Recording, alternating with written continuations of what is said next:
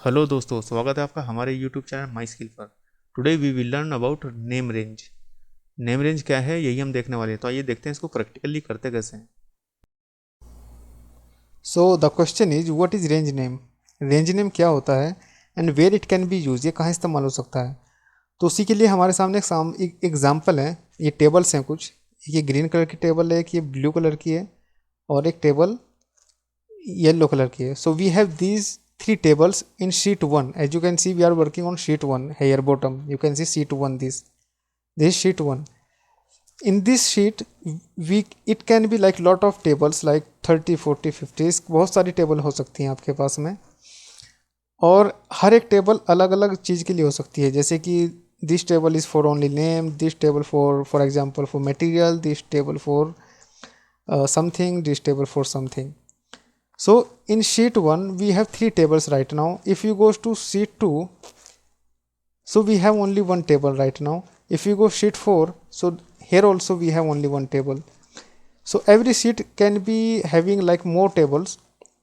अभी के लिए मेरे पास में एक ही बनाया मैंने एग्जांपल के लिए। तो suppose we are working on sheet 1 right now. अब आपको किसी पर्टिकुलर टेबल को फाइंड करना है। अगर आपके पास ऐसी बहुत सारी टेबल्स हैं, ये किसी प्रोडक्ट की टेबल को ही फाइंड करना है तो आपको बहुत टाइम लग जाएगा। आप सर्च करते फिरो। 2 में जाओगे, यहाँ भी आपके पास काफ़ी सारी टेबल्स हो सकती हैं। 4 में जाओगे, शीट 4 में यहाँ भी काफ़ी सारी टेबल हो सकती हैं। तो उस टाइम को वेस्ट ना हो, उसको बचाने के लिए हम यूज करते हैं नेम रेंज। नेम रेंज कैसे इस्तेमाल करते हैं ये देखिएगा। हम इन टेबल्स को एक एक नाम दे देंगे, तो उसी के नाम के अकॉर्डिंग हम इनको डायरेक्ट सर्च कर सकते हैं बिना सर्च टाइम किए हुए।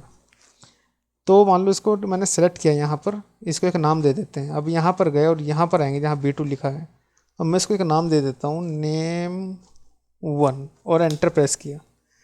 अब देखो मैंने इसको एक नाम दे दिया इस वाली टेबल को।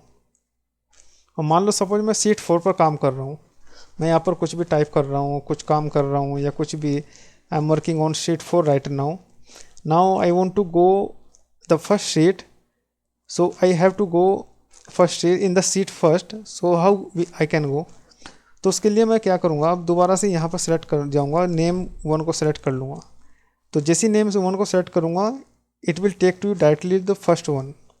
ये देखिएगा आप तुरंत यहाँ पर आ गए। अब ऐसे ही आपका इसको भी सेलेक्ट किया यहाँ से, इसको मैंने दे दिया name2 और एंटर। अब अगर मैं कहीं भी काम कर रहा हूँ, मैं यहाँ काम कर रहा हूँ कुछ, अभी मुझे जाना है वापस उसी सेल पे जाना है, उसी टेबल के अंदर। तो कैसे जाऊँगा, यहाँ पर सेलेक्ट करूँ, यहाँ पर सेलेक्ट करूँगा मैं name2 को और ये आपको दूसरी टेबल के अंदर ले आया। ऐसे ही अगर मैं शीट 4 पर काम कर रहा हूँ, अगर शीट 4 को हमको नाम देना है तो इसको सेलेक्ट करेंगे और मैं यहाँ एक नाम दे देता हूँ name3 और एंटर।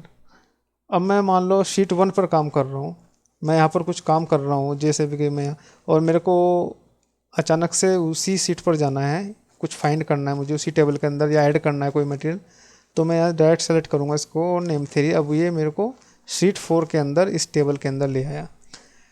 तो फाइनली नेम रेंज का मतलब है कि आप हर एक टेबल को एक नाम दे सकते हैं और उसके नाम से उसको कॉल करके आप टारगेट करके उसको फाइंड कर सकते हैं आसानी से।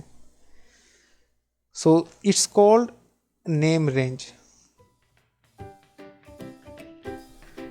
आई होप आपको ये वीडियो अच्छी लगी होगी। अगर आपको ये वीडियो अच्छी लगी तो कृपया शेयर और लाइक करना मत भूलिएगा। अगर आप हर रोज़ ऐसी रेगुलर अपडेट चाहते हैं तो करके हमारे यूट्यूब चैनल माई स्किल को सब्सक्राइब करें। Thank you.